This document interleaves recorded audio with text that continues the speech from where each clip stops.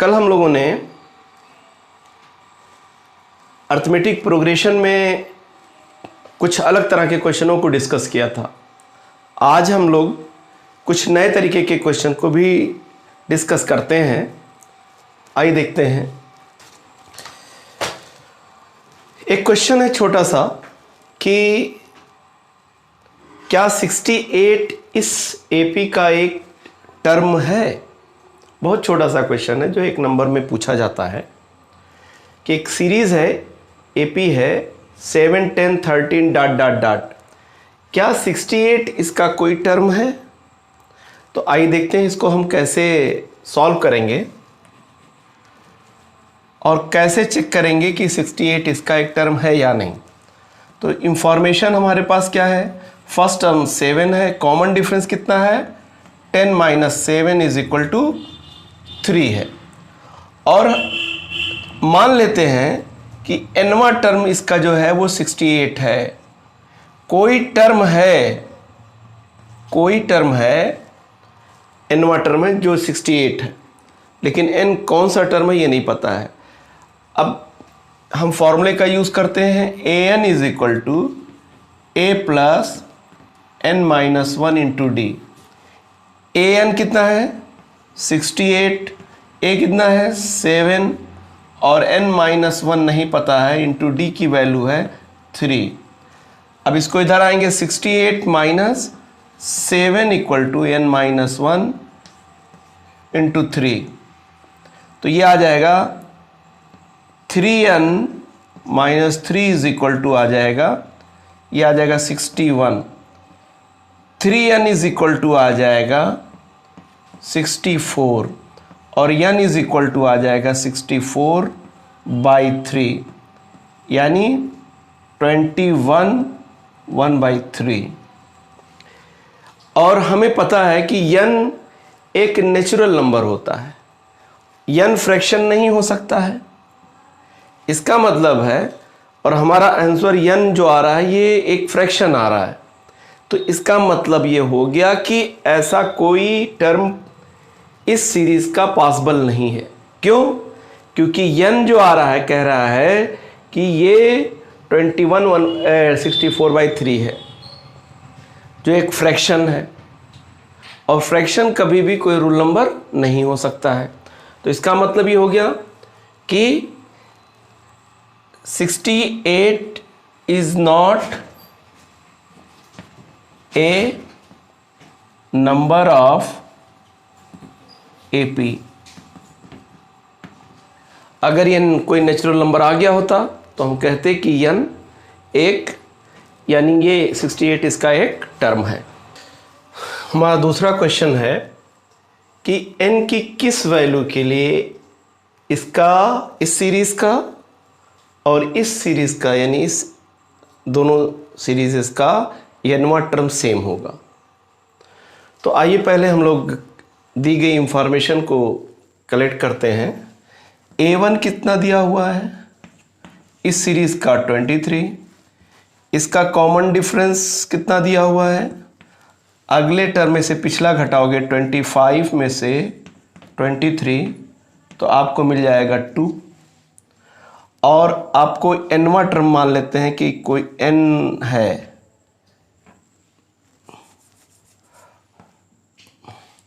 और इसका first term क्या दिया हुआ है a डैश मान लेते हैं इसको, फर्स्ट टर्म इज -17। इसका कॉमन डिफरेंस d डैश कितना होगा, अगले टर्म में से हम पिछले टर्म को सब्ट्रैक्ट करेंगे -17, -10 प्लस 17 बराबर 7, ये +7 आ जाएगा।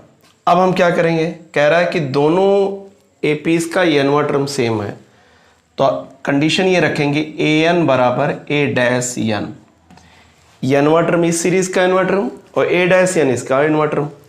तो nवां कितना आ रहा है a plus n minus 1 into D, और इसका क्या आएगा a dash plus n minus 1 into D dash. a कितना दिया गया है यहाँ पे 23 प्लस n माइनस 1 और d की वैल्यू है 2, और यहाँ पर ये दे दिया गया है -17 प्लस n-1 और इसकी वैल्यू दे रखा है कितना दे रखा है, d की वैल्यू दे रखा है -3 +7 d की वैल्यू 7 है। तो जब हम इसको कैलकुलेट करते हैं तो आएगा यहाँ पे, या यहाँ पे आ जाएगा इसे 23 + 2n-2, यहाँ आ जाएगा -17 + 7n-7। इसको इधर ले आते हैं, -17 इधर ले आएंगे, कितना हो जाएगा 40, 23, और ये घट के कितना आ जाएगा 21 + 2n बराबर आ जाएगा 7n-24 आ जाएगा। तो हम 2n उधर ले जाते हैं और इसको इधर ले आते हैं, तो 7n-2n बराबर आ जाएगा 21 + 24। तो ये आ जाएगा 5n = ये 45 आ जाएगा। तो n की वैल्यू आ जाएगी 9, यानी n की वैल्यू जब 9 होगी तो दोनों का nवां टर्म बराबर होगा, यानी 9वां टर्म इसका और इसका 9वां टर्म दोनों आपस में बराबर होंगे। आगे देखते हैं। क्वेश्चन ये है कि how many numbers of 2 digit are divisible by 5। तो 2 डिजिट का जो पहला नंबर होगा, हम देखते हैं इसको सॉल्व करते हैं। इसको 2 डिजिट का जो पहला नंबर आएगा वो 10 आएगा, अगला नंबर 15 आएगा, अगला 20 आएगा, एंड सो ऑन। यानी जो लास्ट का 2 डिजिट नंबर होगा वो 95 होगा, क्योंकि इसका अगला जो 5 से डिविजिबल नंबर होगा 100, वो 3 डिजिट का हो जाएगा।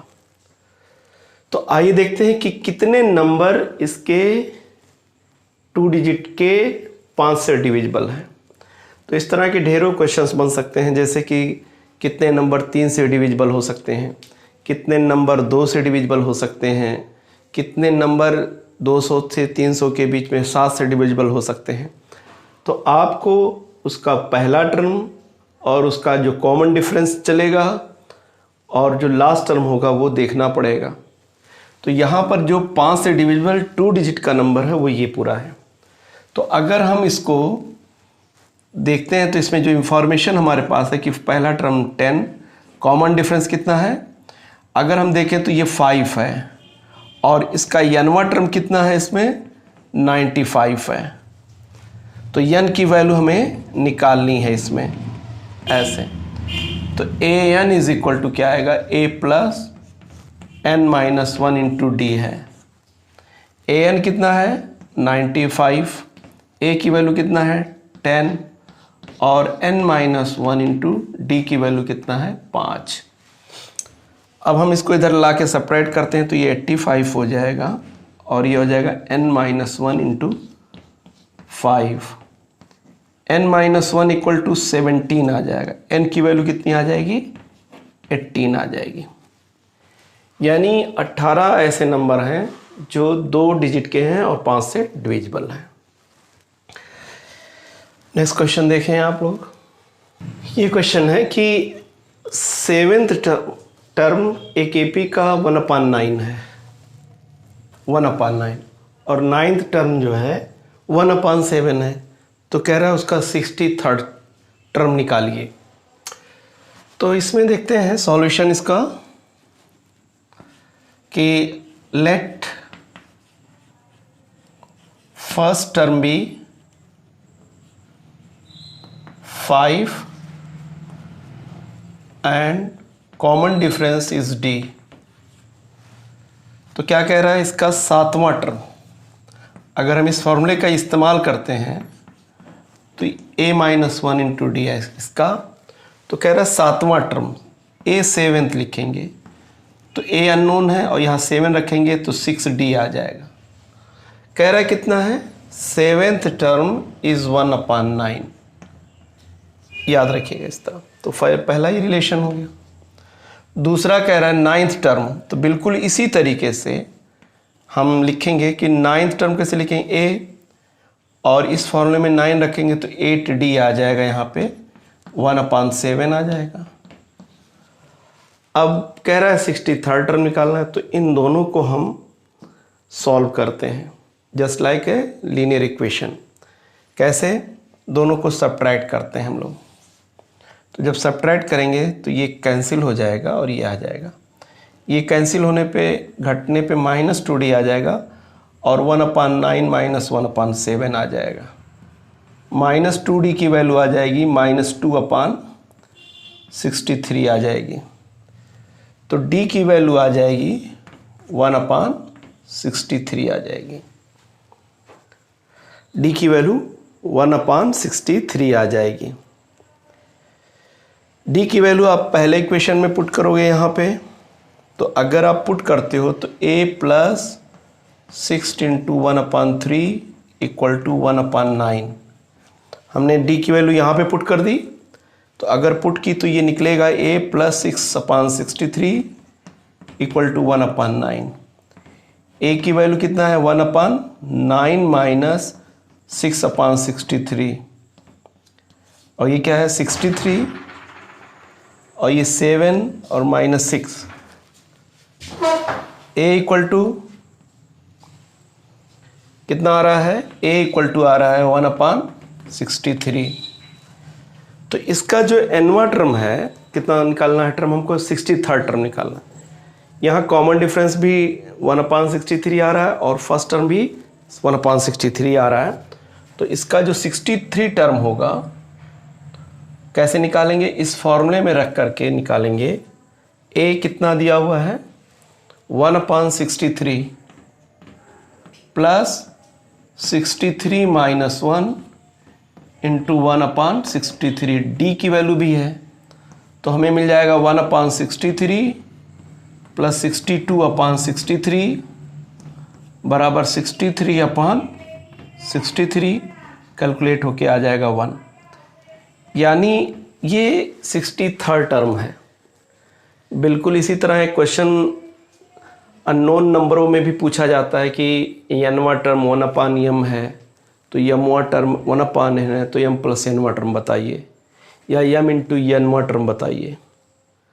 तो इस क्वेश्चन को भी हम लोग बिल्कुल इसी तरीके से सॉल्व करेंगे। जैसे एक क्वेश्चन ये है कि find the missing box number, तो हमें इस बॉक्स का नंबर बताना है, यहाँ पे कौन सा नंबर है, यहाँ कौन सा नंबर है, यहाँ कौन सा नंबर है। इस तरह के क्वेश्चन एनसीईआरटी में हैं। तो सॉल्यूशन कैसे करेंगे इसका,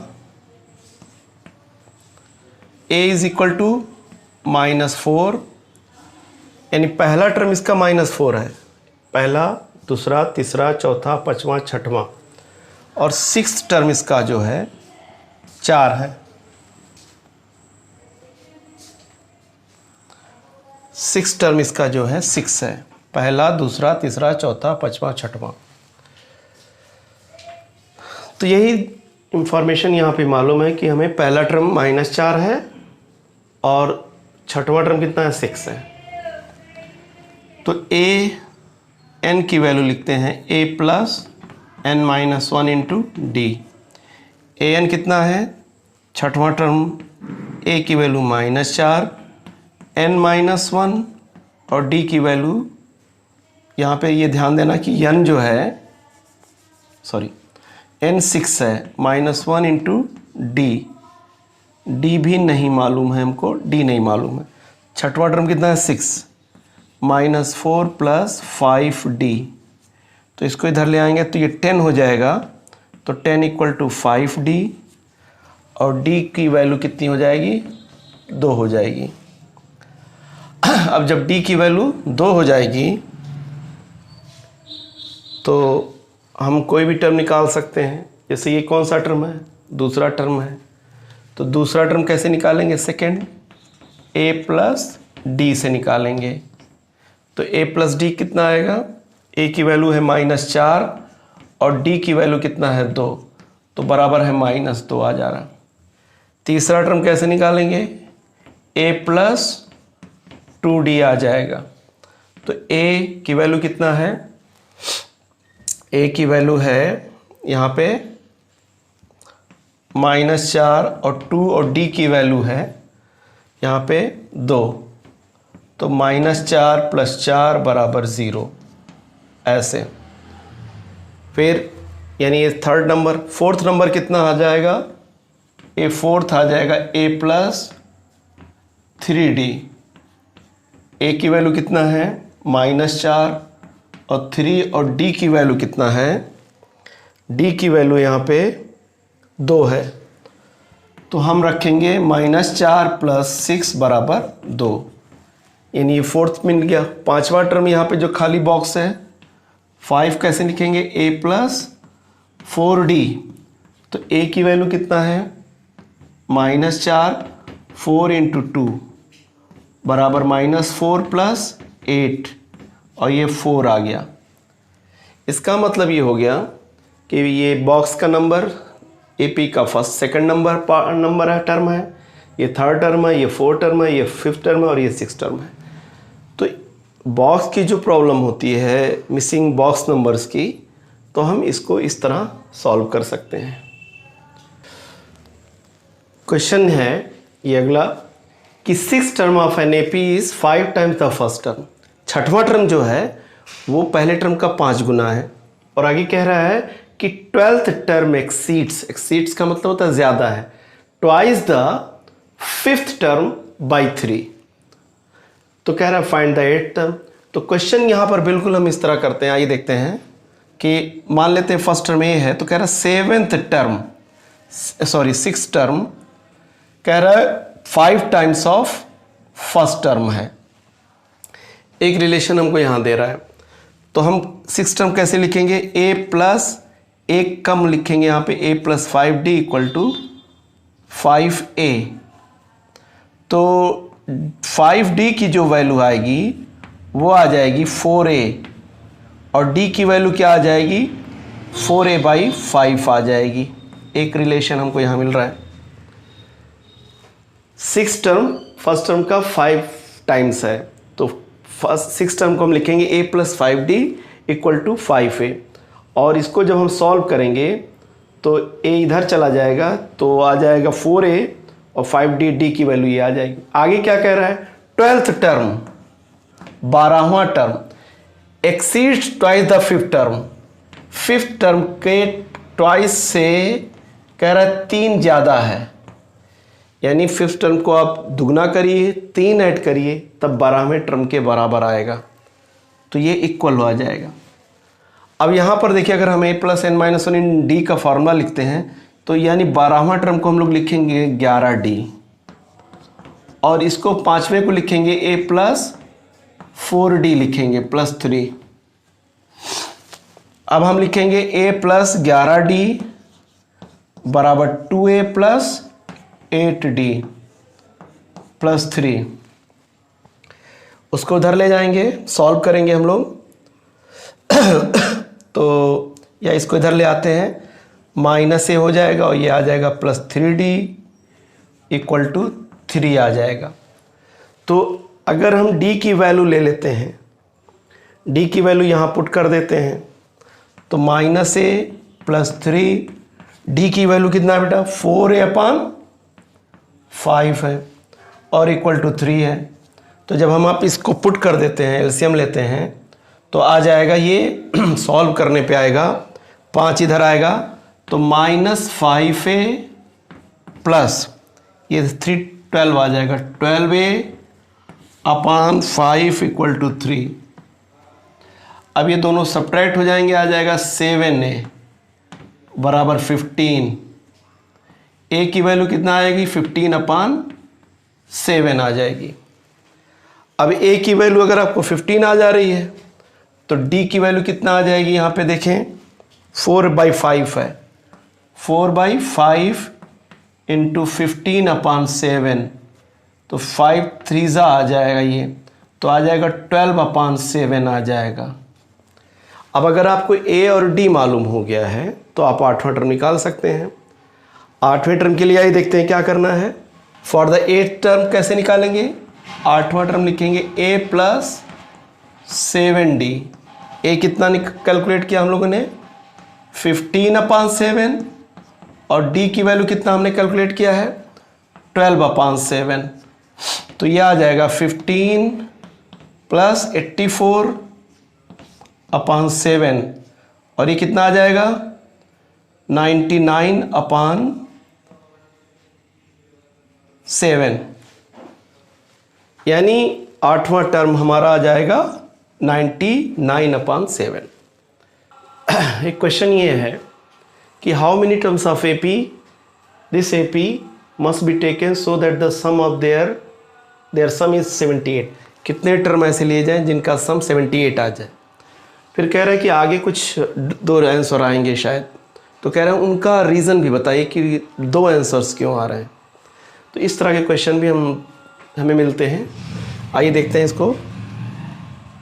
सॉल्यूशन फर्स्ट कितना है? 24 है और d is how much is 21 minus 24 है -3 है। तो हम इसको क्या कर सकते हैं, मान लेते हैं कि n टर्म है का n है और Sn is equal to given 78। तो अब फॉर्मूला लिखते हैं। Sn का फॉर्मूला है n/2 2a plus n-1 into D और Sn दिया है 78 बराबर n/2। इसकी वैल्यू कितना है? 24 है, 48 हो जाएगी ये, प्लस n-1 इंटू डी की वैल्यू कितना है? -3। ऐसे डी को कैलकुलेट किया हम लोगों ने, तो ये हो जाएगा 156। 2 से मल्टीप्लाई करेंगे n और ये आ जाएगा 48 माइनस 3n प्लस 3 और ये आ जाएगा हमें n इंटू ये आ जाएगा 51 माइनस 3n 156। मल्टीप्लाई कर देते हैं। 51n minus 3n square equal to 156। तो इसको उधर ले जाते हैं। 3n स्क्वायर माइनस 51n और प्लस 156 इक्वल टू 0 आ जाएगा। 3 से डिवाइड करते हैं तो 17n प्लस 52 इक्वल टू 0 आ जाएगा। और इसको हम वैल्यू रखते हैं n square minus 13n minus 4n plus 52 equal to 0। n common लेते हैं, n minus 13 minus 4 n minus 13 बराबर 0 आ रहा है। तो n की वैल्यू आ जाएगी 13 और 4 आ जाएगी। तो दो ऐसे आंसर्स हैं, यानी 13 टर्म का भी सम 78 आएगा और 4 टर्म का भी सम का आंसर 78 आएगा। तो उसका रीज़न ये होता है कि ये चूँकि डिक्रीजिंग एपी है, यानी इसका कॉमन डिफरेंस d है, तो आगे जा कर के कुछ टर्म्स इसके कैंसिल हो जाते हैं। जो नेगेटिव होते हैं वो कुछ पॉजिटिव टर्म से कैंसिल हो जाते हैं, तो उनका सम इसलिए कुछ 13 टर्म का भी सम 78 आता है और 4 टर्म का भी सम 78 आता है। Let's see more.